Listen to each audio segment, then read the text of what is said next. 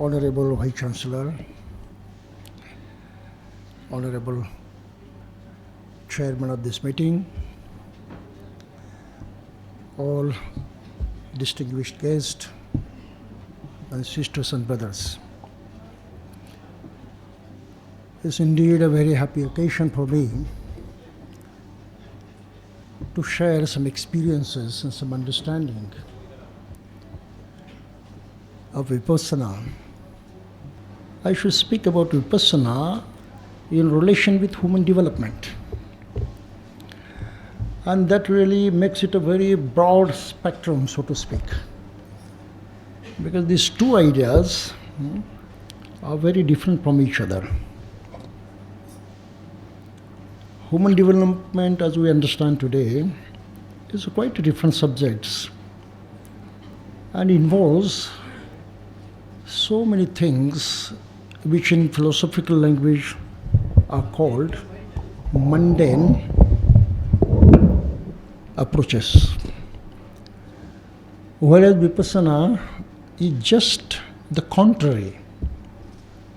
It talks about inner development. So I would rather prefer to address you on this occasion in Hindi, as has been told that it would be better for many people to understand it as clearly as possible. So excuse me if I speak in Hindi. Will that be all right? Thank you very much. Now as we are, जैसे कि हम लोग विपस्सना की बात कर रहे हैं, ये तो बुद्ध के शिक्षा से जुड़ी हुई एक बहुत ही महत्वपूर्ण शिक्षा है और इसको समझने के लिए ये ज़रूरी है कि हम बुद्ध का जो स्वयं का दृष्टिकोण है उस जरिए इस विषय को समझने की कोशिश करें। हर व्यक्ति का अपना अपना दृष्टिकोण होता है, दैट्स पॉइंट ऑफ व्यू, और ये एकाएक से निर्माण नहीं होता। इसके पीछे जैसे बुद्ध ने इस बात का जिक्र किया और कहा है कि एक संस्कार की प्रणाली होती है, कंडीशंस। ये कंडीशंस, ये संस्कार जो हैं, आदमी के मत जो हैं, विचार हैं, दृष्टिकोण हैं, समझ हैं, उसको प्रभावित करते हैं। और जहाँ तक आदमी इन सभी संस्कारों को गहराई से जानने की कोशिश करते हैं, समझने की हमेशा कोशिश करते हैं, जांचने की कोशिश करते हैं क्या सही है क्या गलत है, तब संस्कार बड़े काम आते हैं। जैसे हम किसी संस्कारों को पकड़ कर रखते हैं, क्लिंगिंग कहा है उसको, चिपक कर रहते हैं, ना तो छोड़ना चाहते हैं, ना तो उसका कुछ परीक्षण करना चाहते हैं, बस जैसे कि वैसा उसको पकड़ कर रखते हैं। समझिए कि उस वक्त मनुष्य की अपनी जो क्षमता है आगे बढ़ने के, प्रगत होने की, उन्नत होने की, वो थम जाती है। और ये सबसे बड़ी बाधा होती है मनुष्य के विकास में। बुद्ध धम्म का अध्ययन करते वक्त इस बात का हमेशा ख्याल रखना पड़ता है कि ना तो बुद्ध केवल सैद्धांतिक विचार देने वाले तत्वज्ञानी थे, हालांकि बहुत गहरा तत्वज्ञान उन्होंने प्रस्तुत किया है, ना तो केवल कल्पनाओं के बल पर सुपरहिट कंसेप्ट्स और नोशंस, उन्होंने कुछ ऐसा तत्वज्ञान का निर्माण किया या संग्रह किया और रचना की और जो लोगों के सामने रखी, ऐसी भी बात नहीं है। बुद्ध को समझने के लिए बुद्ध के अपने अस्तित्व को, अपनी खुद की जो प्रतिमा थी, उन्होंने खुद को जो बनाया था, इसको समझकर ही आगे बढ़ना होता है। लगभग हम बुद्ध की तरफ देखते हैं तो कहते हैं कि वो महाज्ञानी थे, प्रज्ञावान थे, शीलवान थे, महाकारुणिक थे। ये सभी विशेषण तो अपनी जगह पर बिल्कुल सही हैं, लेकिन इससे हम बुद्ध को पहचान नहीं पाते हैं। ये उनकी सही पहचान नहीं है। उनकी सही पहचान कहीं हम पाली निकाय में एक सूत्र में पाते हैं, और उसका नाम है द्रोण सूत्र। द्रोण नामक ब्राह्मण, बुद्ध आगे चल रहे थे, उनके पीछे पीछे जा रहे थे, और वो जो शुभ चिन्ह हैं पैरों पर, हाथों पर, शरीर पर लगे हुए हैं, जिसे हम लक्षण कहते हैं, शुभ लक्षण करते हैं, कहते हैं, सुलक्षण कहते हैं, उसके तज्ञ थे। और उन्हें जैसे उनके पद चिन्हों को देखा, सोचा कि कोई सामान्य व्यक्ति के पद चिन्ह नजर नहीं आते, निश्चय ही ये कोई अनूठा व्यक्तित्व होगा।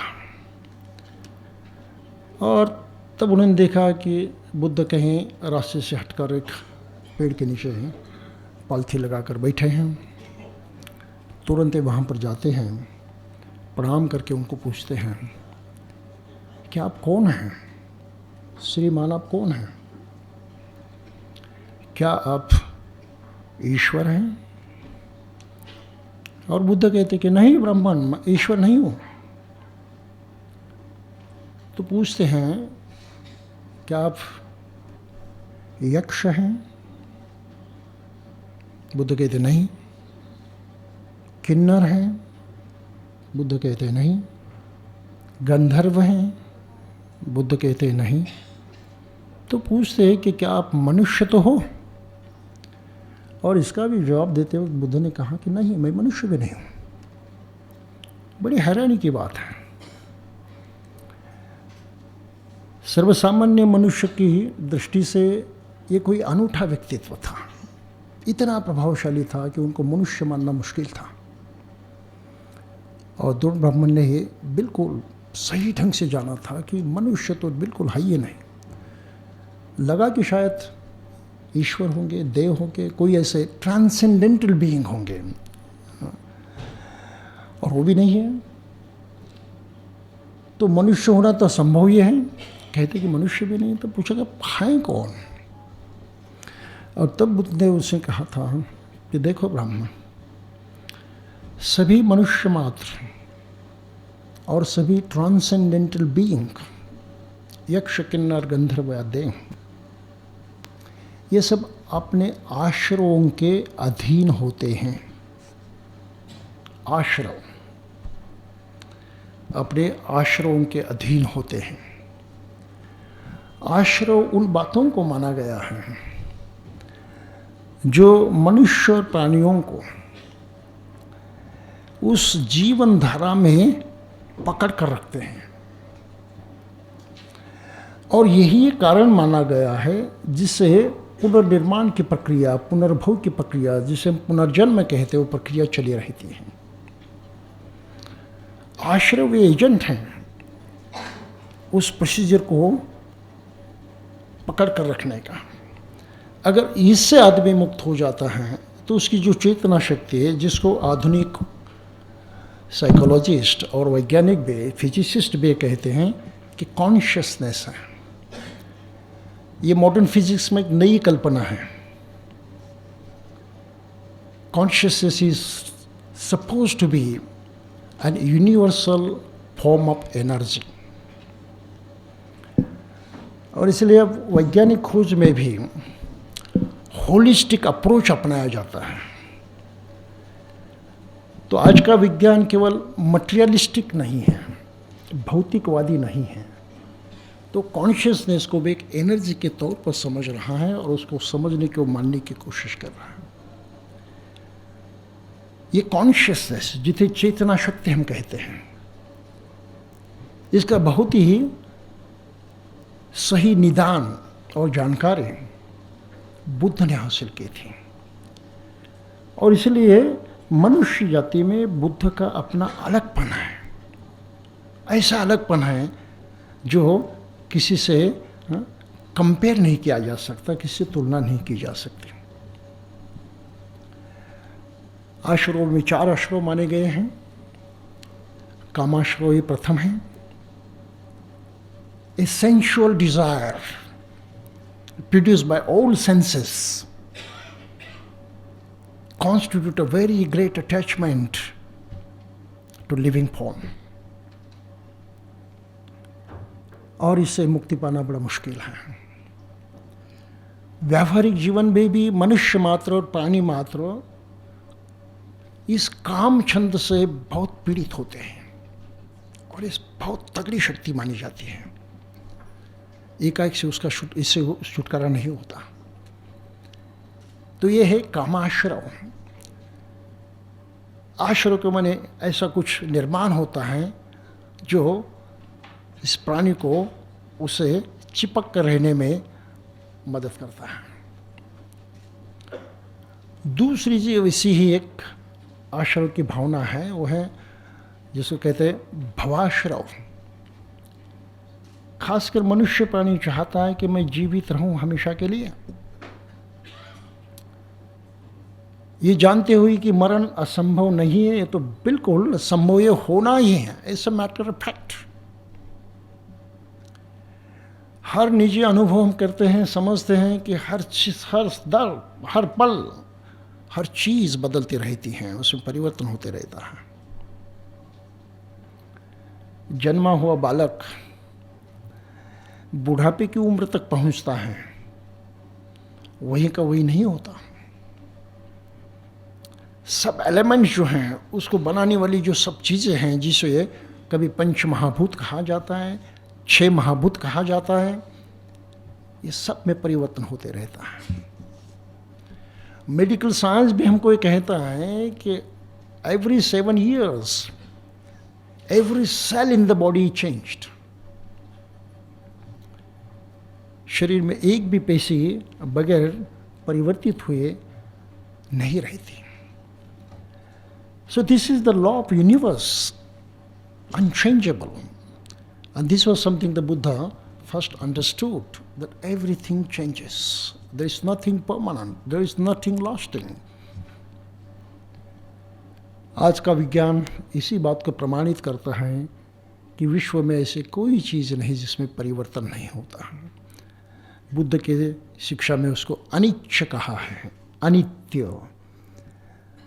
Anitya means not permanently lasting. In other words, it means changing every moment.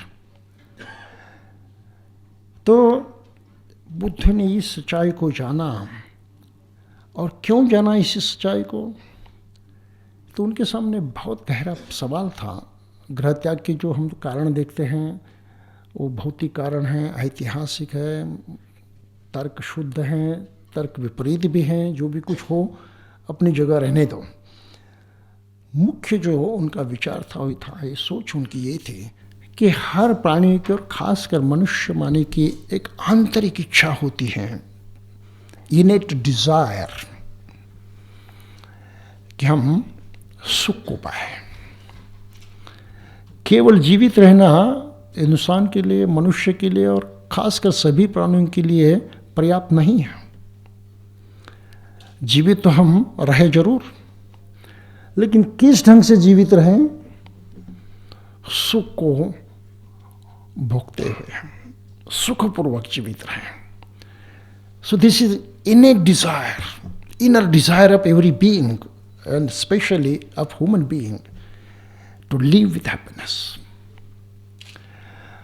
और सिद्धार्थ गौतम जिस नाम से पहले पहचाने जाते थे, सोच रहे थे कि क्या इंसान तो चाहता है कि अभी सुख मिले, इस वक्त जीते जी, और विश्व में कोई ऐसी शिक्षा नहीं, कोई ऐसा ज्ञान नहीं कि आदमी को इस तरह से मदद हो कि वो स्वयं जीते जी सुख को पाए। उसके मन में बहुत भारी डर भी है, वो है मृत्यु का। बहुत भारी भय है। तो भय से पीड़ित हैं और ये भय ज़्यादा से ज़्यादा दुख को निर्माण करता है। तो क्या इस भय से मुक्ति नहीं पा सकता? जैसे भय हट जाएगा शायद वो सुख से रह पाएगा। तो क्या सुख इंसान के लिए इस जीवन में संभव है या नहीं? ये सिद्धार्थ के सामने सबसे बड़ा सवाल था। और फिर उन्होंने गृह त्याग किया।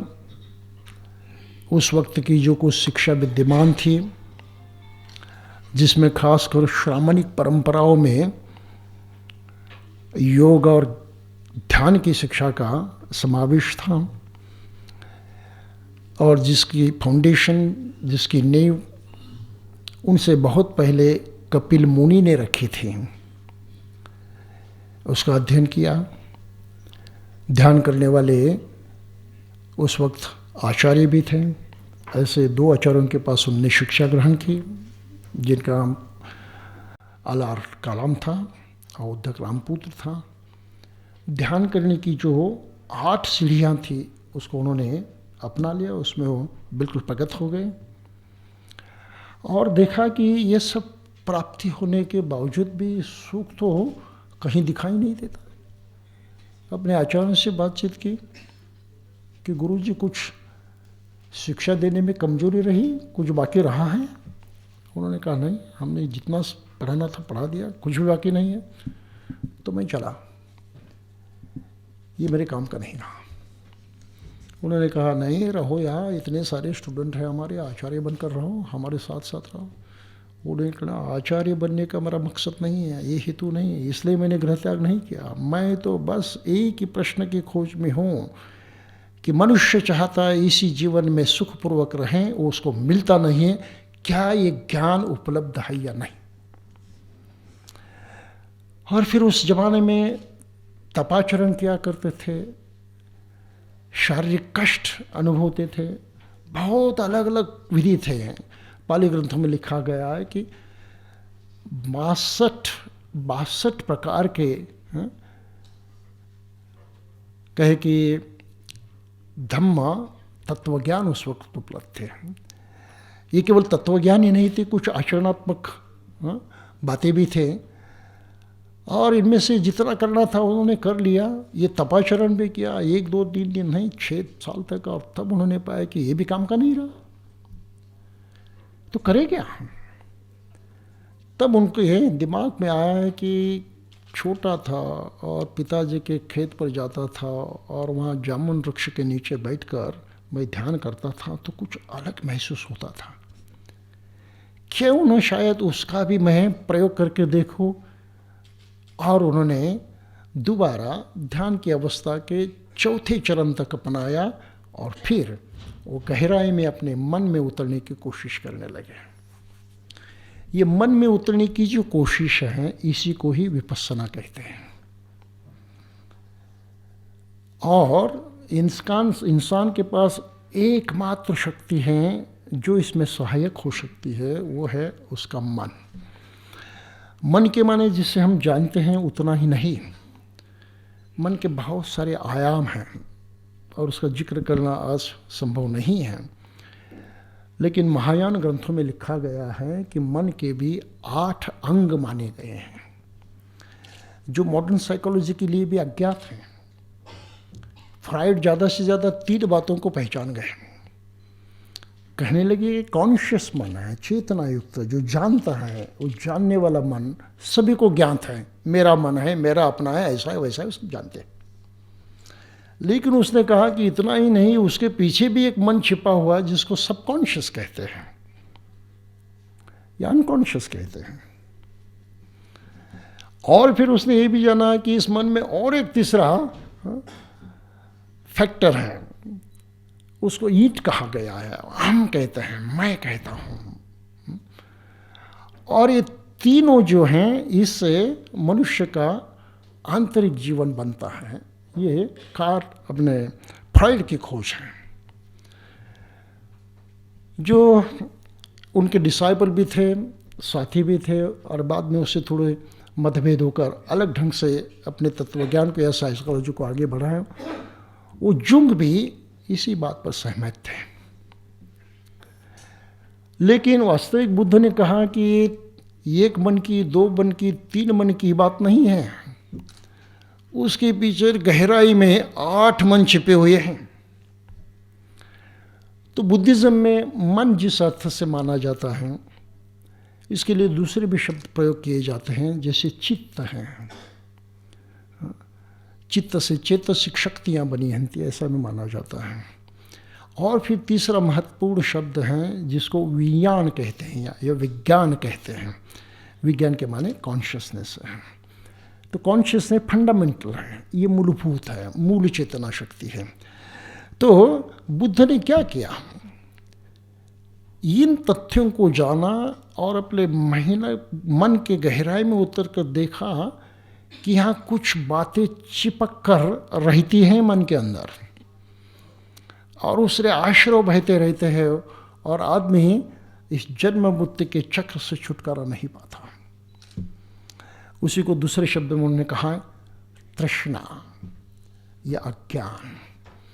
तो ये मन में ही चिपकी हुई बात है जिसकी तह तक पहुंचना आवश्यक है, और पहुंचना एकाएक नहीं होता, इसलिए अलग ढंग से साधना करनी पड़ती है। तो विपश्यना साधना में भी कुछ प्राइमरी बातें होती हैं।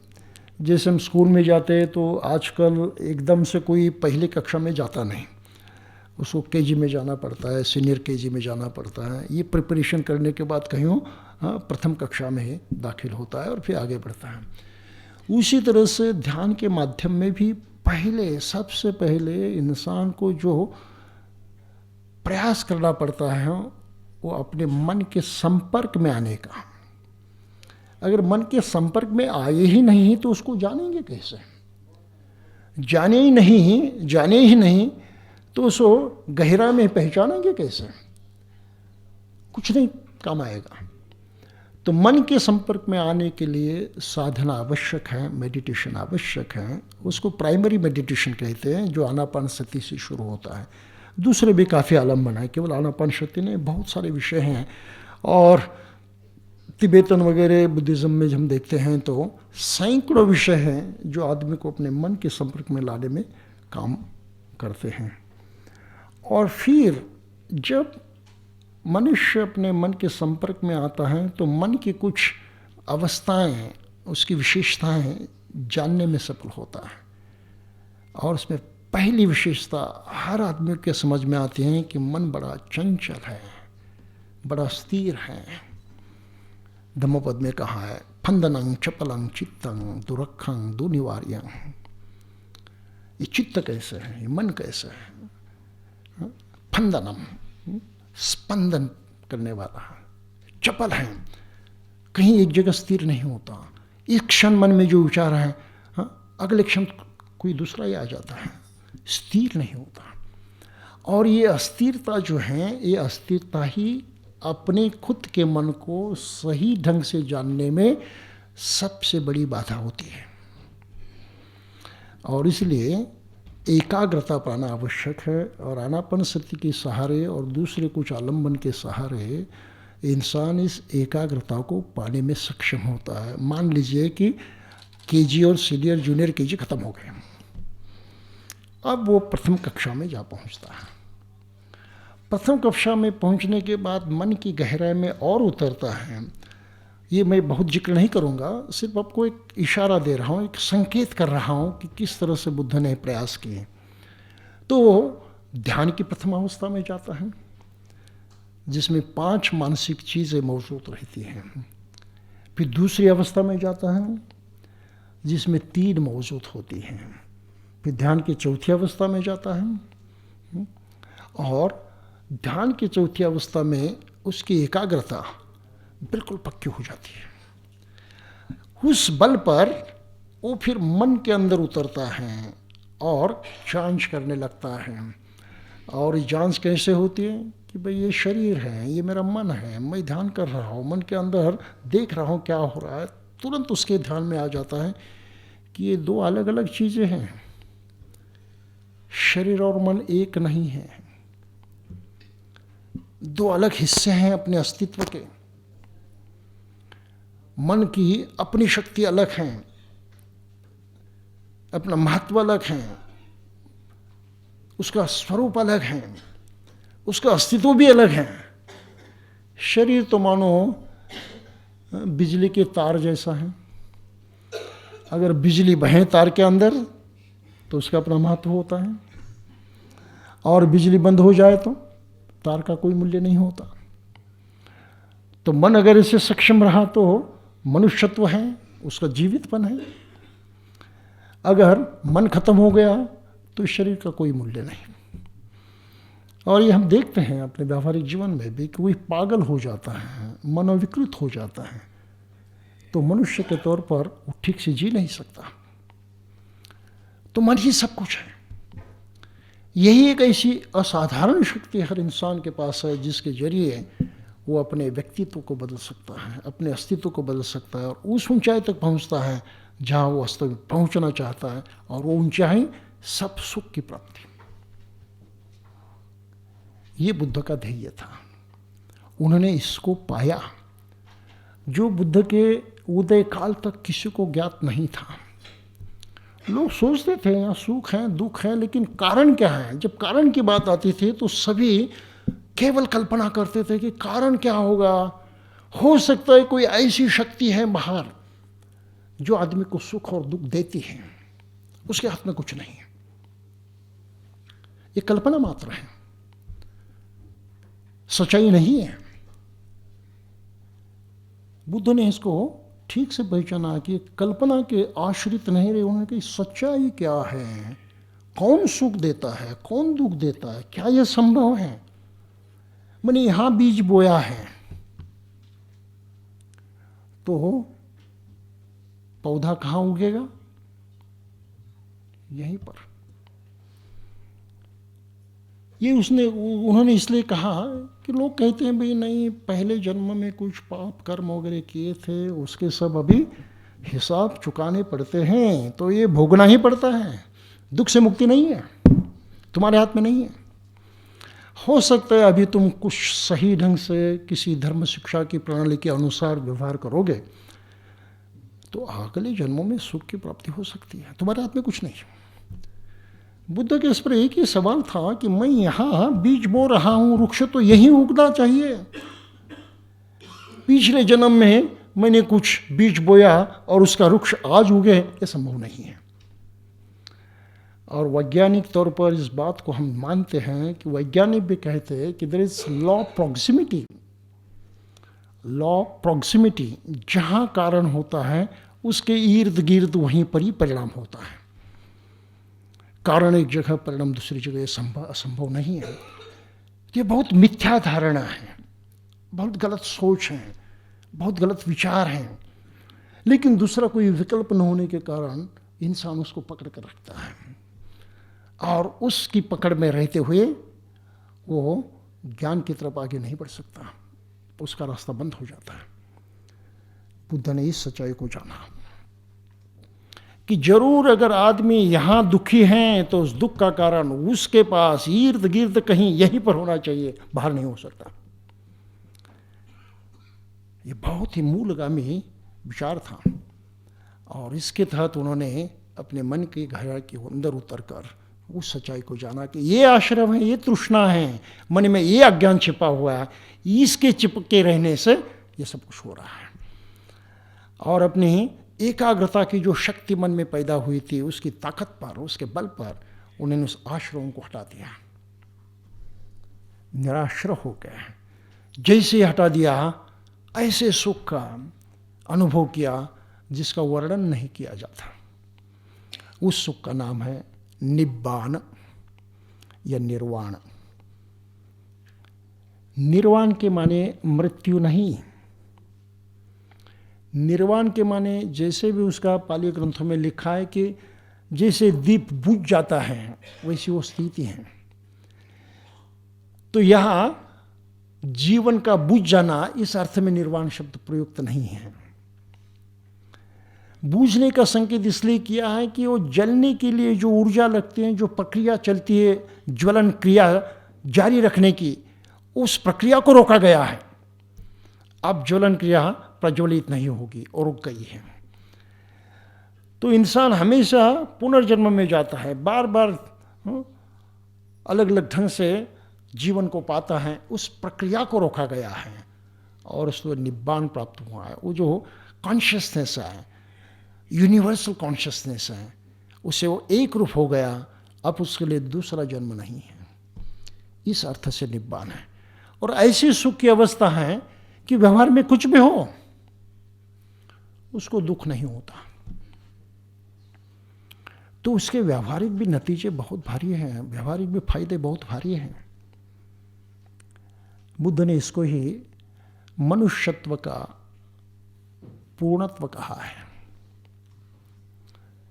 This is perfection of human being. कभी कहा रे प्रश्न भी पूछा गया था, क्या मनुष्य के लिए कहीं पूर्णत्व प्राप्ति संभव है? क्या वो पूर्णत्व को पहुंच सकता है? अगर हाँ, तो उस पूर्णत्व का स्वरूप क्या है और वहां पहुंचने का मार्ग क्या है? इन दो प्रश्नों का बुद्ध ने बिल्कुल पक्का जवाब दिया है कि यस, वो पूर्णत्व को पहुंच जाता है इस ढंग से कि सभी प्रकार से दुखों से मुक्त हो जाता है। किसी में चिपका हुआ नहीं, किसी में अटका हुआ नहीं, कुछ भी हो इर्द गिर्द, उसकी शांति खत्म नहीं होती, उसका सुख खत्म नहीं होता, क्योंकि वो किस पर भी अवलंबित नहीं है, नॉट डिपेंडिंग। और मनुष्य जो है इसी प्रकार की कामना करता है कि हर सुख को किसी न किसी के आधार पर जानने की कोशिश करता है। तो हमारी सोच में सुख क्या है? Depending on something. अगर ये मिला तो मुझे सुख होगा, अगर वो मिला तो सुख होगा, ये नहीं मिला तो दुख होगा। तो हम अपनी सुख की कल्पना करते हैं बाहरी चीजों पर अवलंबित रहकर, और बाहरी चीजें तो परिवर्तित होती हैं, हमेशा एक जैसी रहती नहीं, उसमें परिवर्तन संभव है, होगा ही हो। तो ऐसे परिवर्तित होने वाली चीजें कहां तक हमें चिरस्थायी सुख दे सकती हैं? बिल्कुल नहीं। तो बुद्ध ने अनित्यता, ये परिवर्तनशीलता का जो सिद्धांत जाना है, उसका अर्थ इस ढंग से समझना चाहिए। तो बुद्ध की अपनी खासियत है,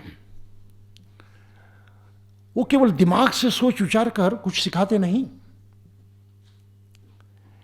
पुराने जो कुछ उन्होंने धर्मशास्त्र पढ़े होंगे, तत्वज्ञान पढ़ा होगा, उसमें कुछ सुधार करते हुए, उसमें कुछ कम ज़्यादा करते हुए उन्होंने अपना कोई नया दर्शन नहीं बनाया।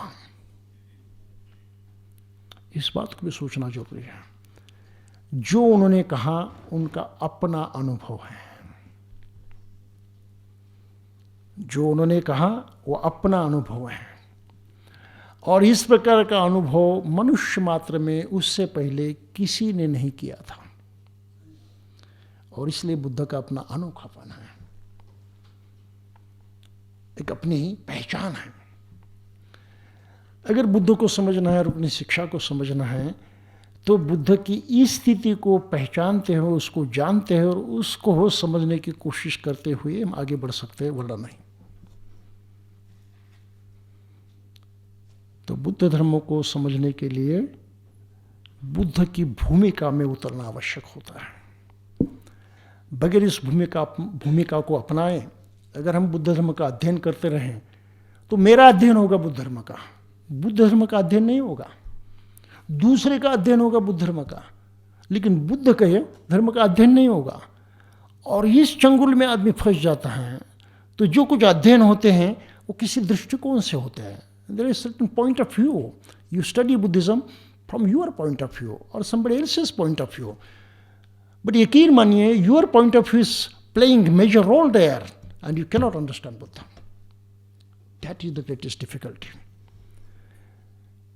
तो भारत में भी हम बुद्ध को नहीं समझ पाते, इसका कारण ये है, एक ऐसा इंसान जो परिपूर्णत्व को पहुंचा, इसी जीवन में रहते हुए सुखपूर्वक जीते रहा, उसकी कहा सुनी मानकर जिन्होंने प्रयास किए उन्होंने भी उसी अवस्था को प्राप्त किया।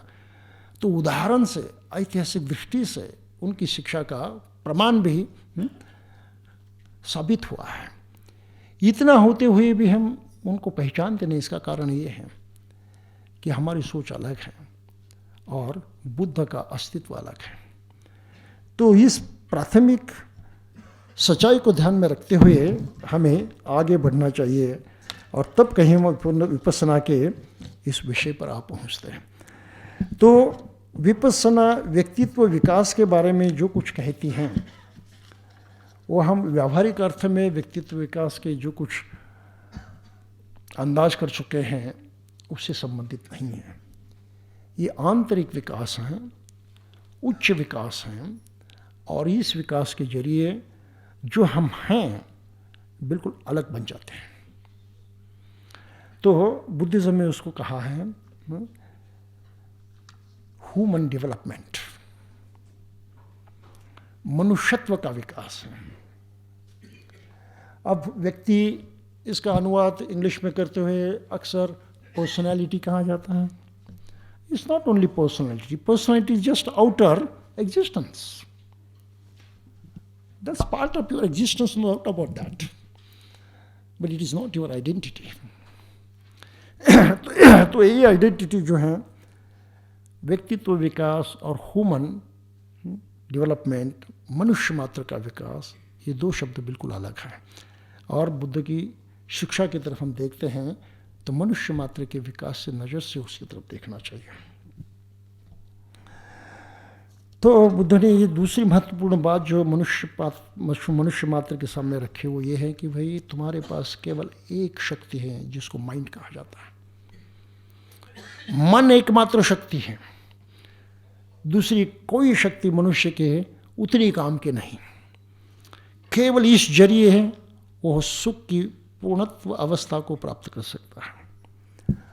तो बुद्धिज्म में जो आगे चलकर विकास हुआ, तत्वज्ञान का विकास हुआ, उसका निरूपण हुआ, उसका विश्लेषण हुआ, बढ़ोतरी जो कुछ हुई, उसमें पर एक स्कूल निर्माण हुआ, एक क्या कहे ब्रांच ऑफ थॉट निर्माण हुई। संप्रदाय भी उसको कह सकते हो, लेकिन उतना सही शब्द नहीं हो। और वो है चित्त मात्र। उस स्कूल का नाम है चित्त मात्र, केवल चित्त और कुछ नहीं। सो समूचे मनुष्य का जीवन केवल चित्त है और कुछ नहीं।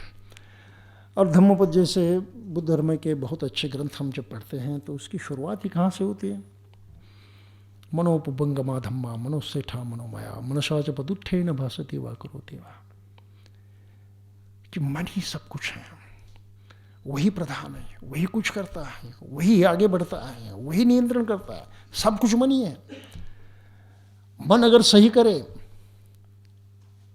तो सुख होता है, मन अगर गलत करे तो दुख होता है।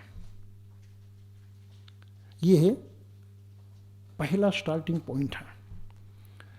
तो सुख और दुख का निर्माण कौन करता है, उसके लिए कौन जिम्मेदार है? बुद्ध ने कहा है कि हर आदमी उसके लिए जिम्मेदार है। वो उसका निर्मिक है और किसी ने दुख नहीं निर्माण किया। सुख भी कोई बाहर से देने वाला नहीं है, ये अपनी जिम्मेदारी है। और इसलिए बुद्धिज्म में सबसे बड़ी बात कही है कि मनुष्य ने दो चीज़ों की ओर ध्यान देना चाहिए। एक ऐसी बात होती है जो विनाश की तरफ बढ़ती जाती है। विकास होता है लेकिन विनाशक विकास होता है। और दूसरा विकास है जो वास्तव में सही विकास होता है। इसको हम व्यावहारिक अपने शब्द प्रयोग में कहते हैं नेगेटिव और पॉजिटिव, सकारात्मक और नकारात्मक।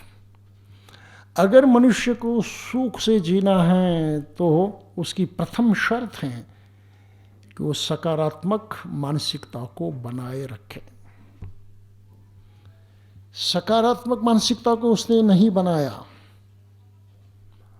वो सुख की चाहे कितनी भी कामना करे, सुख मिलने वाला नहीं।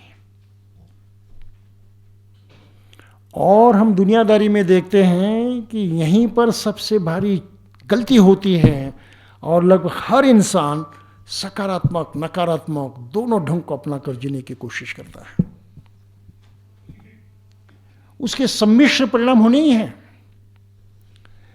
तो हम संसार में जीते हैं तो कहते हैं भाई सुख भी है दुख है, इससे कोई छुटकारा नहीं।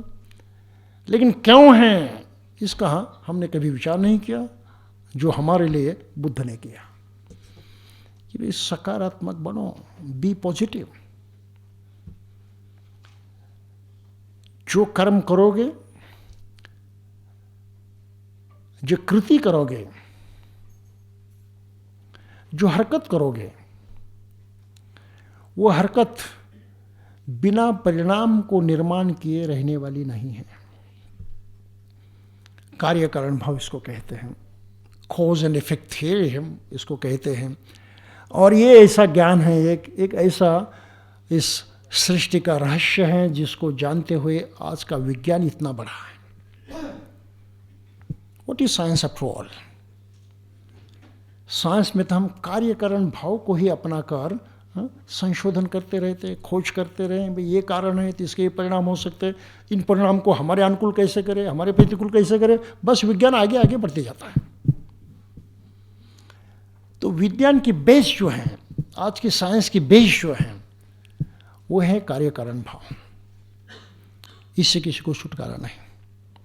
और बुद्ध ने इसी बात को कहा है कि अगर मनुष्य मात्र हो, चाहते हो कि हमेशा सुखपूर्वक रहे, तो पहले इस बात को समझ लो कि तुम्हें सकारात्मक होना आवश्यक है। अब एक छोटी सी बात, हम अपने सभी अंग प्रत्यंग हिलाते हैं। ये हलचल जो है हमारे शरीर की, यही हमारे जीवितपन का लक्षण है। और इसको कायम रखने के लिए खाते हैं पीते हैं, लेकिन खाना पीना तो शरीर को चुस्त रखने के लिए है। शरीर की जो ये हरकतें होती हैं उसमें मन भी लगा हुआ है। तो कोई भी हरकत बगैर परिणाम निर्माण किए रहती नहीं। मानो हमने इस तरह से हाथ हिलाया, ठीक है, हरकत हो गई। तत्वज्ञान की भाषा में, धर्म की भाषा में कर्म हुआ, परिणाम क्या निकला एकाएक से समझ में नहीं आता। लेकिन एक घंटे भर हम अगर हाथ हिलाते रहे तो समझ में आता है कि कहीं दर्द होने लगा है। दर्द क्यों होने लगा? तो वैज्ञानिक कहते कि भाई जो ऊर्जा तुम्हारे पास थी उसमें खत्म हो गई, ऊर्जा की डिमांड बढ़ गई है, इसलिए दर्द हो रहा है। तो हाथ हिलाना ये ऐसी हरकत नहीं थी कि जिसका कोई परिणाम नहीं निकला, परिणाम निकला है। अगर इसी हाथ को हमने इस तरह से हिलाया तो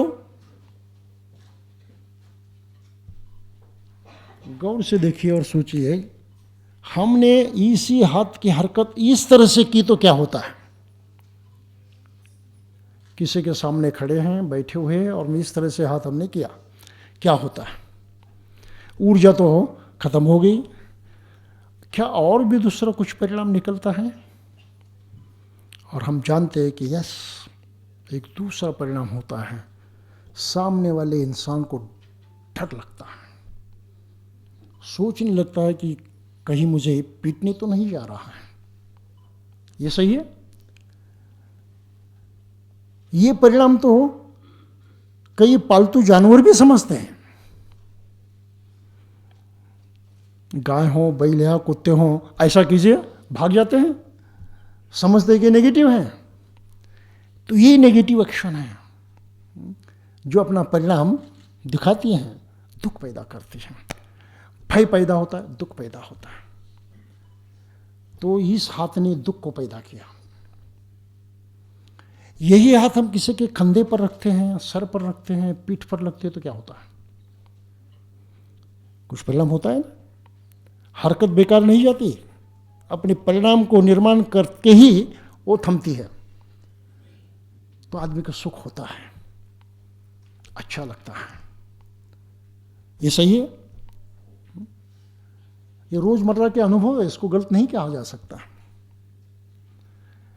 हम किसी को अपमानित करते हैं, अपशब्द बोलते हैं, तो क्या होता है? निश्चय ये दुख पैदा होता है, और हम भी जानते हैं अपशब्द बोलने से दुख होता है। उसको मुझे दुख देना है, अपशब्द बोलूंगा, उसका अपमानित करूंगा, हम भी जानते हैं। वही अगर प्रिय वचन बोले तो सुख पैदा होता है।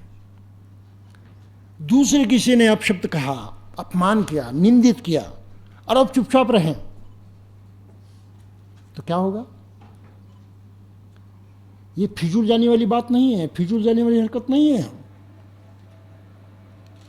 आगे चलकर वो भी आदमी सोचेगा कि बिल्कुल शांत इंसान है, वो सही आदमी है, वो दुख देने वाला नहीं है। आपकी कीमत उसके नज़रों में बढ़ जाएगी। तो प्राप्ति है वहाँ जरूर। ऐसा नहीं कि आप अन्याय को ही सहते हुए जाएंगे, ये नहीं, उसके भी सकारात्मक परिणाम निकलते हैं। तो हमने पूरी जिंदगी में किसी के ऊपर हाथ ही नहीं उठाया। यकीन मानिए आपकी ऊंचाई बहुत आगे बढ़ी है।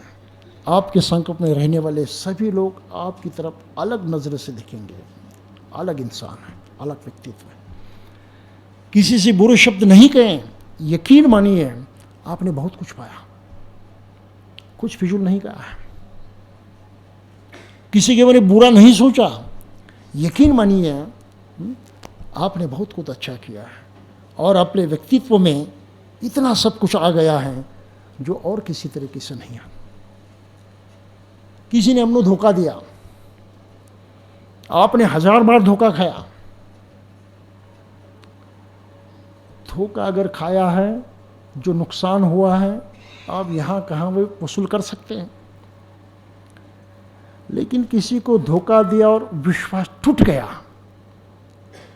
उसका कॉम्पेंसेशन नहीं होता। ये सही है? बिल्कुल नहीं होता। Do what ever you may.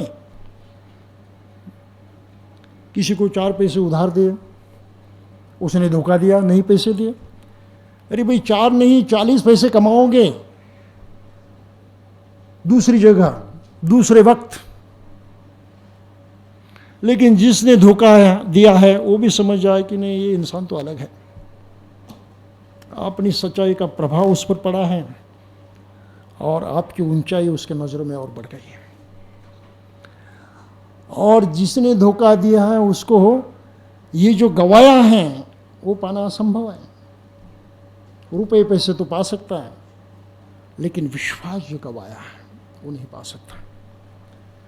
और ये छोटी छोटी बातों को हम ठीक से सोचते नहीं, इसलिए बुद्ध ने कहा कि भाई गहराई से सोचो, पहले सकारात्मक बनो, नो नेगेटिविटी। दूसरे चाहे कुछ भी करें, डोंट फॉलो देम, ये अंधानुकरण है। Think up your self, be positive. तो इसलिए सभी प्रकार का जो डिस्क्रिमिनेशन होता है, भेदभाव होता है, पक्षपात होता है, सभी प्रकार हम एक दूसरे के कुछ फर्क देखने की, फर्क करने की कोशिश करते हैं, ये सब दुख के कारण है। और इसीलिए सामाजिक दुख बढ़ते ही रहता है, कम नहीं होता। एक छोटी सी कहानी बताता हूँ। कहानी में एक अनुभव है कि ट्रेन से यात्रा कर रहा था और मेरे सीट के सामने सीट पर एक जवान बीबी और उसका पति आकर बैठे। दोनों पति पत्नी अच्छे पढ़े लिखे थे, बहुत खुशी में थे। उसके हाथ में एक सूटकेस थी और एक प्लास्टिक की ऐसी बड़ी पिशवी थी। सूटकेस उन्होंने सीट के अंदर डाल दी। ये थैली थोड़ी ज़्यादा बड़ी थी, पूरी तरह से अंदर नहीं गई, कुछ बाहर रही। उसका पति आकर साइड में बैठा, उसके पैर को लगी, तुरंत उठा, उस थैली को उसने बाहर निकाला, सामान नीचे ऊपर किया और फिर ठीक से अंदर रख दिया।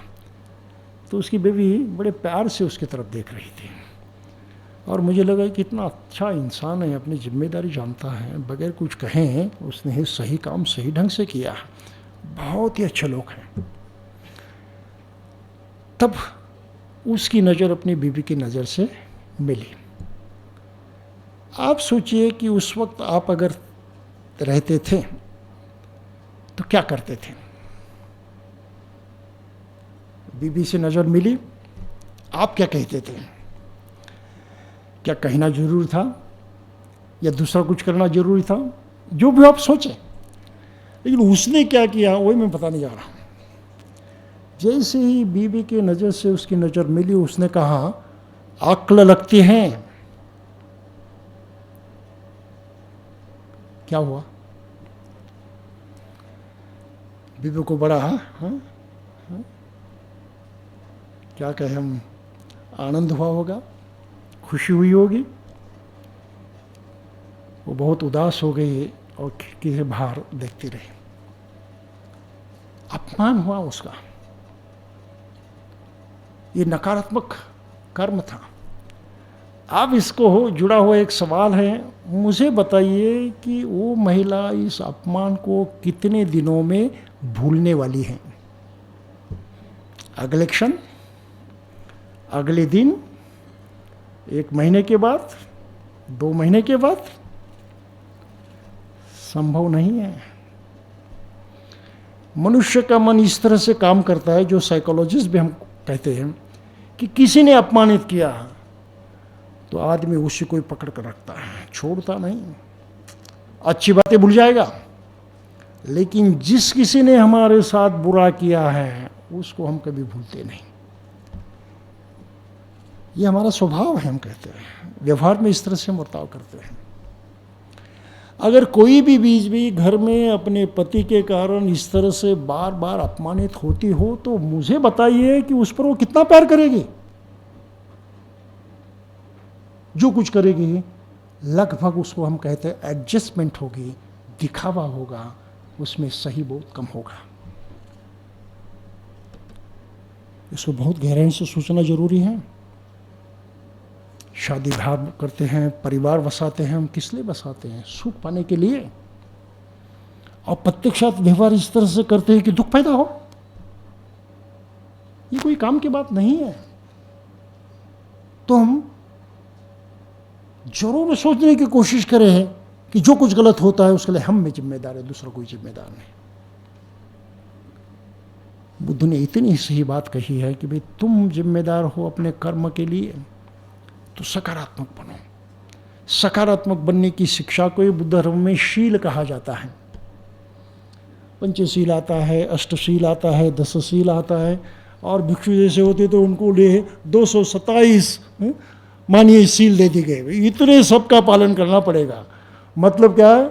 देखो, भिक्षु बने ना तो सकारात्मक व्यवहार किए बगैर जी ही नहीं सकते। अगर करना संभव तो करो, नहीं तो घर चले जाओ। शील सदाचार पर बुद्ध धर्म में इतना जोर क्यों दिया गया है? तो शायद आदमी उतनी ऊंची गहराई में जाकर ध्यान साधना नहीं करेगा, लेकिन इतना करने से भी उसके रोजमर्रा के जीवन में अधिक अधिक सुख पैदा होगा, उसका जीवन अर्थपूर्ण होगा। ये इसका कारण है। तो समझ रखिए कि शीलाचरण कोई धर्म की आज्ञा को मत माने। ये कोई पाबंदी नहीं है, ये कोई हुकूमत नहीं है। ये तो अपने लिए सही में इस वक्त सुख और आनंद से जीने की कला है, और इस दृष्टि से शील सदाचार की तरफ देखना जरूरी होता है। बुद्ध ने इस बात को कहा। तो माइंड और मुक्ति, जिसको हम लोग सभी लोग मुक्ति कहते हैं, तो बुद्ध ने जिस मुक्ति को जाना और हम जिस मुक्ति को समझते हैं उसमें बहुत भारी फर्क है। बुद्ध ने कहा मुक्ति अभी इस वक्त जीते जी मिल सकती है, जिसका नाम निब्बान है। हम सोचते हैं कि मुक्ति हमको बाद में चाहिए, मृत्यु के बाद। कुछ पता नहीं, कुछ पता नहीं, क्योंकि वो हकीकत है, इसका कोई प्रमाण पैदा नहीं हुआ है। तो बुद्ध कहते कि प्रणाम की तरफ देखो, प्रमाण क्या है? हकीकत जो है उसको वैसे ही जानो, बगैर उसको जाने आप आगे नहीं बढ़ सकते। तो बुद्ध की शिक्षा इस तरह से हमको अपने अंदर जो मन में छिपे हुए आश्रव हैं उसको नष्ट करने में मदद करती हैं, और इसको करने के लिए जो उपाय बुद्ध धर्म में आते हैं उसको साधना कहा गया है, जिसको समाधि कहते हैं। बुद्ध ने अपनी शिक्षा को 8 अंगों में सामने रखा है, सिखाया। पहला अंग उन्होंने जो कहा है वो है सम्मा दिट्ठि, जिसको हम संस्कृत में कहते हैं सम्यक दृष्टि। इंग्लिश में थोड़ा सा अनुवाद करने में गड़बड़ हुई है, वो कहते हैं राइट व्यू। अब राइट शब्द आ गया कि उसका प्रतिशब्द जिसके विरुद्ध अर्थ में शब्द होता है रॉन्ग। तो बुद्ध जो सम्यक शब्द का प्रयोग करते हैं वो राइट और रॉन्ग इस दृष्टि से नहीं करते। उनका कहना है सम्यक यानी परफेक्ट, परिपूर्ण, इसमें कोई कमजोरी नहीं है। It is not right as against wrong. तो सम्यक शब्द का ये अर्थ हमको ध्यान में रखना चाहिए। सम्यक मीन्स कंप्लीट, परिपूर्ण, इसमें कोई कमजोरी नहीं है। और फिर उस अंग को दृष्टि के माने उन्होंने कहा है। और दूसरी बात है, आंखों से आदमी देखता है तो अपने संतुलन को कायम रखते हुए यत्र तत्र सर्वत्र संचार कर सकता है, भ्रमण कर सकता है। आप अपनी आंखें बंद कर अपने ही घर में थोड़ा सा घूमने की, चलने की, काम करने की कोशिश करके देखें, कितने लड़खड़ाओगे, कितनी ही गड़बड़ हो जाएगी। भरोसा नहीं रहेगा कि मैं सही दिशा में जा रहा हूं, सही कर रहा हूं। बिल्कुल अपना जो हमेशा का जीना है वो भी कठिनाई में आ जाता है। तो आंखें बहुत महत्वपूर्ण काम करती हैं। इसलिए बुद्ध ने कहा कि भाई ये चमड़ी की आंखें हैं, अगर उसका इतना महत्व है, बगैर उसके आपका व्यावहारिक जीवन भी बड़े संकट में आ जाता है। वो सुचारू ढंग से आप जी नहीं सकते। अरे भाई, मन की आंखें अगर बंद हो जाती हैं तो क्या होगा?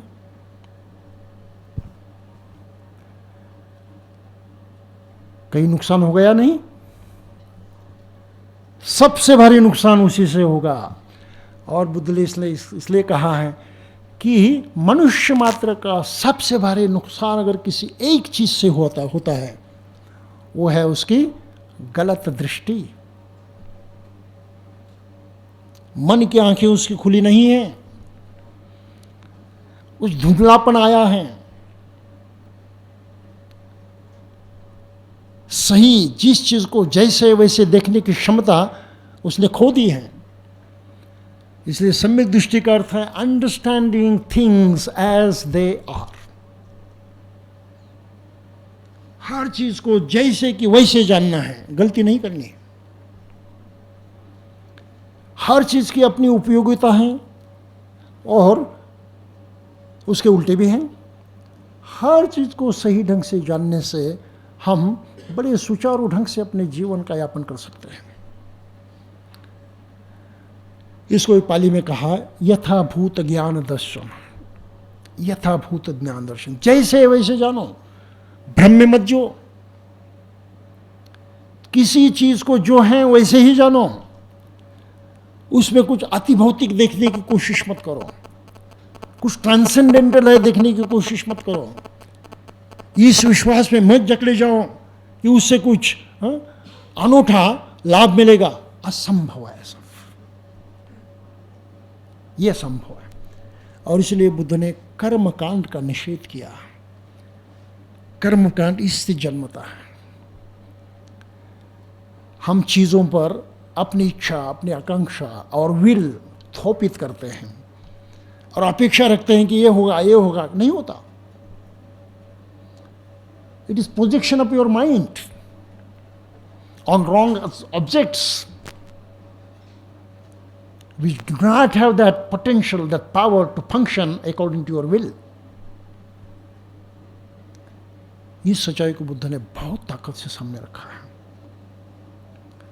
मनुष्यत्व चाहे कहीं पर भी हो, अगर इस सच्चाई पर टिका हुआ हो, पॉजिटिविटी, ह्यूमन पॉजिटिविटी, तो दुख और दर्द नष्ट होना ही है, रुक नहीं वाला है।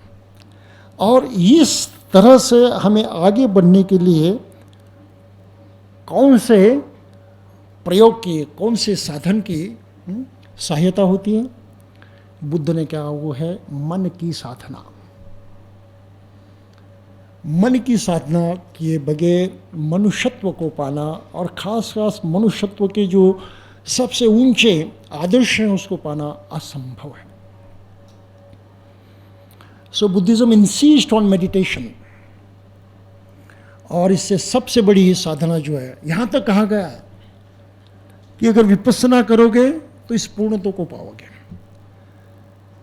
वो जिस साधना जिस ग्रंथ में सिखाई गई है, उस सूत्र में सिखाई गई, उसका नाम है सतिपट्ठान सूत्र। महासतिपट्ठान सूत्र भी है, एक सतिपट्ठान सूत्र भी है। फिर संयुक्त निकाय और अन्य निकायों में आनापान सति संयुक्त हैं, सतिपट्ठान संयुक्त हैं। और इन सभी चीज़ों से हम एक बात को जानते हैं कि मन को हम सकारात्मक कैसे बनाएं, मन को हम सुगठित कैसे करें, और मन की इस ऊर्जा का कहेंगे कि एकत्रीकरण करते हुए हम अब खुद को सबल कैसे बनाएं।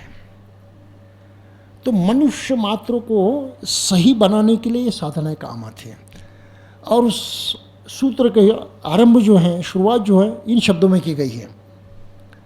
बुद्ध ने कहा एकायनो भिक्कवे मग्गं सत्तानं विशुद्धिया। हे भिक्षु, सत्व यानी मनुष्य प्राणी, इनका विशुद्ध होने का एकमात्र उपाय है, और वो उपाय है यदिदं सतिपट्ठानं, ये सतिपट्ठान है। तो ध्यान साधना हर आदमी के शुद्धिकरण का उपाय है। ये किसी धर्म से जुड़ी हुई बात नहीं। आप बुद्ध को मानो या मत मानो, उनको वंदन करो या मत करो, लेकिन मनुष्य मात्र होने के लिए अगर अपने मन की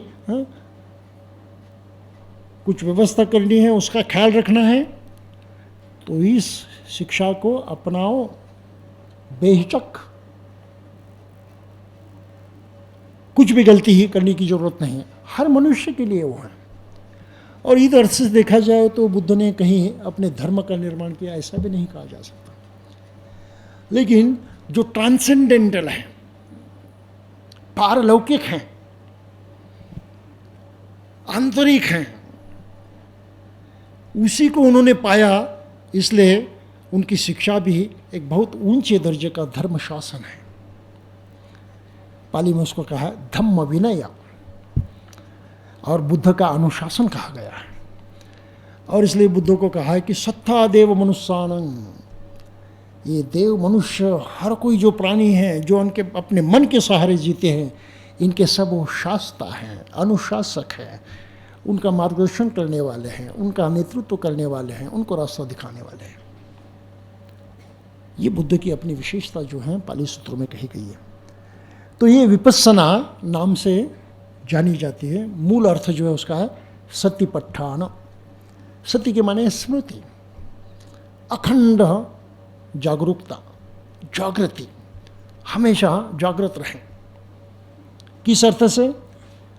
हर कृति करेंगे, जिस प्रकार का सोच विचार करेंगे, तुरंत उसी वक्त उसको परखना है, उसकी जांच करनी है, सकारात्मक नकारात्मक देखना है, उसके परिणाम क्या होंगे उसको समझना है, अगर उसको रखना है या छोड़ना है उस पर निर्णय करना है।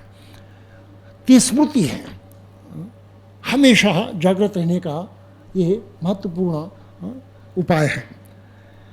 और इसकी शुरुआत होती है आनापान से, यानी हम सांस लेते हैं, सांस छोड़ते हैं। आन यानी सांस लेना होता है, अपान यानी सांस छोड़ना होता है, और सांस लेने की और छोड़ने की क्रिया पर हम अपना ध्यान, अपना मन एकाग्र करने की कोशिश करते हैं, उसका स्मरण रखने की कोशिश करते हैं, उसके बारे में हमेशा सजग रहने की कोशिश करते हैं, उसका पाली में कहा है सती, यानी स्मरण। तो आनापान सती ये क्रियाकर्म नहीं है, ये तो एक्सरसाइज है। शरीर को चुस्त रखने के लिए हम एक्सरसाइज करते हैं, योगा करते हैं, दौड़ते हैं, जॉगिंग करते हैं, बहुत कुछ करते हैं। शरीर को चुस्त रखने की इसकी आवश्यकता है ये, लेकिन मन को चुस्त रखने के बारे में क्या? मनुष्य के पैर फिसल जाते हैं इस विषय पर, और ये सबसे गहरी चिंता की बात है।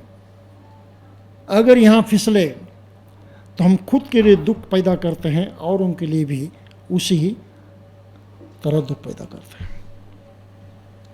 सुख के हम क्या कहते हैं, मारक होते हैं, तारक नहीं होते। तो इसलिए मन की डिसिप्लिन, मन का एक्सरसाइज ये आवश्यक है, और इसकी शुरुआत आनापानसति से होती है। जैसे आदमी आनापानसति करते लगता है, पहले तो मन इतना चंचल होता है, स्थिर होता ही नहीं। तो मानिए कि हम केजी में आरंभ किया, फिर कुछ स्थिर होने लगता है, हर सांस का ध्यान रहता है, हर सांस छोड़ने का ध्यान रहता है, कहीं मन यहाँ तहाँ जाता नहीं। काफ़ी समय तक ऐसी अवस्था होती है तो हम एकाग्रता के करीब पहुँचते हैं, और जैसे इस अनुभव को पाते हैं तुरंत दो बातें समझ में आती हैं, जिसको हम कहते हैं ज्ञान प्राप्त होता है, अनुभूति होती है। कौन सी अनुभूति होती है? अरे शरीर एक बात है और मन अलग बात है। तो बुद्ध ने कहा ज्ञान की तरफ उठाया हुआ ये पहला कदम है। ये समझ जागे कि हम शरीर और मन की असलियत को पहचानने में कामयाब हो। पाली में उसको कहा है नामंच रूपंच, ये शरीर हैं और ये मन नाम है, और ये दोनों के अस्तित्व को हम मनुष्य मात्र कहते हैं। ये पहला ज्ञान है। जैसे आगे बढ़ते जाता है तो दूसरा ज्ञान सामने उभर आता है। अनुभव करता है कि सांस तो चलती रहती है, क्षण भर भी रुकती नहीं, रुकने से क्या धोखा होता है ये भी समझ जाता है। जैसे सांस का चलना है वैसे शरीर के हर अंग प्रत्यंग में उसी तरह से बदलाव होते रहते हैं, वो भी स्थिर नहीं है। तुरंत उसके समझ में आता है अनिच्छ, अरे अनित्य है, ये बार बार बदलने वाली चीज़ है। कहाँ पागलपन कर रहा हूँ, इसको मैं पकड़ कर रखा हूँ, ये मैं हूँ, ये मेरा है, ये मेरी आत्मा है, या ऐसा है वैसा, कहाँ पकड़ कर रखा है, ये तो गलत है। अनुभव के तौर पर समझ चुका कि ये गलत है, हर चीज़ बदलते रहती है, तो उसको अनिच्छ ज्ञान होने लगता है। उसी तरह अनात्म का ज्ञान होने लगता है। फिर विपස්සना में कहा जाता है कि काया की तरफ देखो, अपने शरीर की तरफ। अब शरीर में कहाँ यहाँ दर्द होता है, कहाँ यहाँ दर्द होता है, देखो, सिर्फ पूरा ध्यान उस पर केंद्रित करो, दर्द कहाँ होता है, बस कुछ करना नहीं है, फिर देखना है, सिर्फ देखना है। जैसे हम देखते रहते हैं वो दर्द गायब हो जाता है, खत्म हो जाता है। दूसरी जगह कहीं दर्द उठता है, देखो, सिर्फ कुछ करना नहीं है, देखते रहते हैं वो भी खत्म हो जाता है। कहीं सुख की संवेदना उभर आती है, देखो, कुछ करना नहीं है, प्रमुदित नहीं होना है, सुख नहीं मानना है, सिर्फ देखना है। सुख हो या दुख हो, देखते रहो। और जैसे हम देखते रहते हैं उसका अर्थ समझ में आता है, और हम आदमी समझ जाता है अरे ये तो सब अनिच्छ है, ये तो बदलने वाला है। क्यों मैं दर्द को पकड़ता कहराते रहता हूँ? गलत है वो तो जाने वाला है, आया है तो जाएगा, वो रुकने वाला नहीं है। तो इस तरह से अनिच्छ ज्ञान बढ़ने लगता है। शरीर में ये अनुभूति होने लगती है कि हम खुद को जो समझते वो नहीं है। इसका वास्तविक सृष्टि का जो निर्माण किया हुआ है वो सब तत्व अलग है, जो आज तक देखने की कोशिश नहीं की। इसी तरह से वो फिर इन भावनाओं को दुखते रहता है, सुख दुख की भावनाओं को समझने लगता है और उसको और एक ज्ञान हो जाता है। उसको कहते हैं शरीर की अनित्यता जो है, अनिच्छ, ये समझ में आता है। और उसी तरह से हमारी वेदना जो हैं वो भी अनित्य हैं, वो परमानेंट नहीं है, उसमें भी परिवर्तन आते रहता है। इस तरह से वो आगे बढ़ते जाता है, फिर चित्त पर पहुंच जाता है। तो हम जिसको मन कहते हैं उसके बहुत गहराई में जाने के बाद चित्त क्या होता है ये एहसास होता है, तब तक वो समझ में नहीं आता। तो चित्त को देखने की हमारी क्षमता बढ़े, इसलिए विपස්සना करना आवश्यक होता है। तो आगे जो है ये सब अनुभव करने की बातें हैं, उस पर बोलने में कोई अर्थ नहीं है। मुझे वो ठीक नहीं लगता कि मैं धर्म क्या होता है, उसमें अनिश्चितता क्या हो, इस पर बात करूं, चित्त क्या होता है, चित्त के अष्टांग कैसे होते हैं, उससे बात करूं, ये कोई आवश्यक नहीं है। ये तो अनुभूति के तौर पर हर आदमी अपने हिसाब से और अपनी शक्ति से सही ढंग से जानने लगता है, परखने लगता है। और जितना वो पॉजिटिव होता है, इस बारे में यकीन मानिए, उसके फिर अपने हमेशा के रोज़मर्रा के जीवन पर बहुत गहरे असर होते हैं, बहुत गहरे असर होते हैं। पहली बात है कि हमारी पॉजिटिविटी जो है ये सुख की नींव होती है, फाउंडेशन ऑफ हैप्पीनेस। कभी भी अपने सुख का विचार किया, सुख के बारे में सोचने लगे, तो इस सच्चाई को पहले जान लीजिए कि सुख हमेशा सकारात्मक नींव पर ही खड़ा रहता है, सकारात्मकता से ही निर्माण होता है। हम नकारात्मक रहते रहेंगे, सुख की अपेक्षा करेंगे, नहीं होगा। वो सृष्टि के कानून के खिलाफ होता है, उसके नियम के खिलाफ होता है। तो किसी प्रकार का भेदभाव, डिस्क्रिमिनेशन, मैं और तू, इस सब से छुटकारा पाना आवश्यक है। बगैर इस डिस्क्रिमिनेशन के, इसको नष्ट किए, हम अपने सुख की नींव ही नहीं डाल सकते। पक्की करना तो आगे की बात है। तो सुख से अगर जीना चाहते तो सकारात्मक, हर स्थिति में सकारात्मक रहें, हर स्थिति में, कुछ भी हो, चाहे कुछ भी हो, लोग कुछ भी करें, शायद दुख होगा उस क्षण तक, लेकिन वो हमेशा के लिए नहीं रहेगा, अपनी ताकत बढ़ते रहेंगे। तो ये पॉजिटिव जो है, सकारात्मकता है, वो सब सद्गुणों की जननी माना जाता है। इस मदर ऑफ ऑल वर्चूस, केवल सकारात्मकता ही सद्गुणों को जन्म देती हैं, उनका विकास करती है। इस सच्चाई को हमें ध्यान में रखना चाहिए। सकारात्मक नहीं होंगे तो यकीन मानिए आप किसके मित्र नहीं हो सकते, आप किसके भाई नहीं हो सकते, आप किसकी माँ नहीं हो सकते, आप किसके पिता नहीं हो सकते।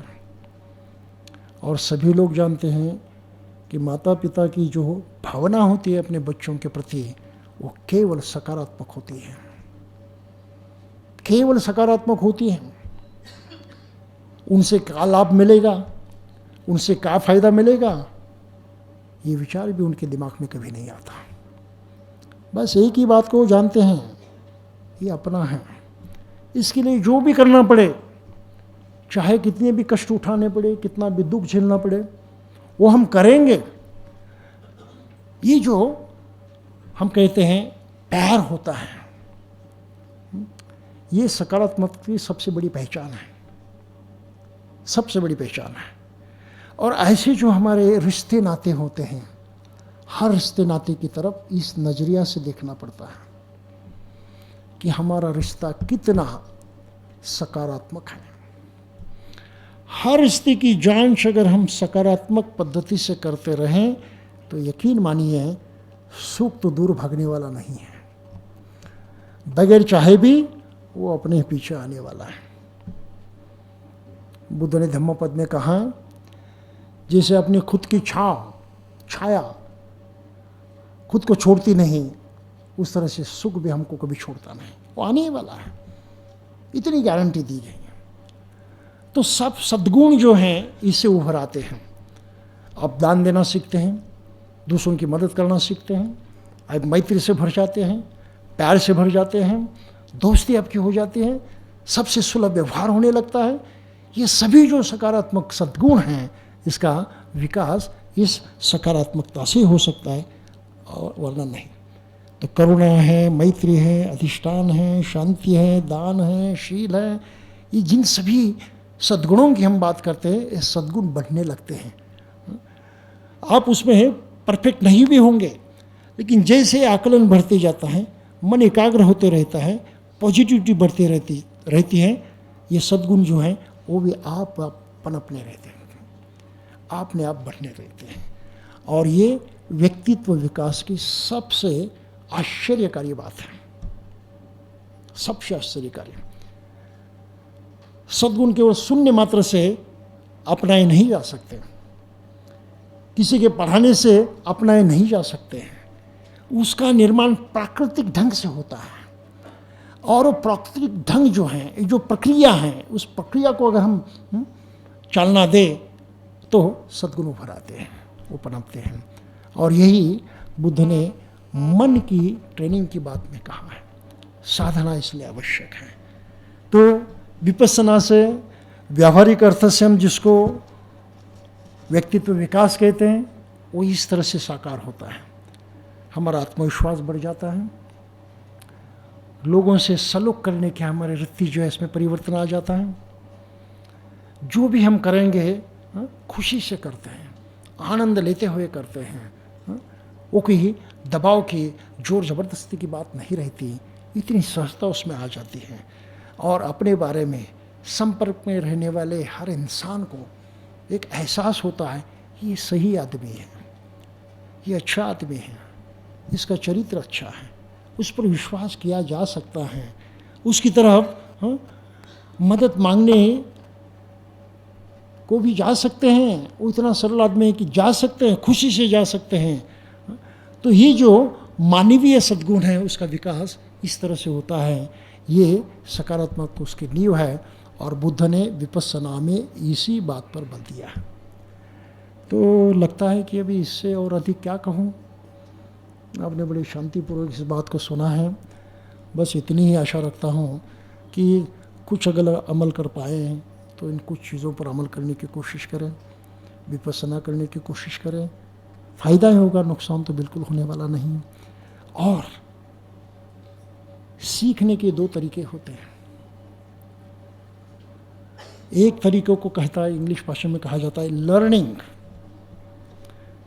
यानी अलग अलग ढंग से सीख लेना।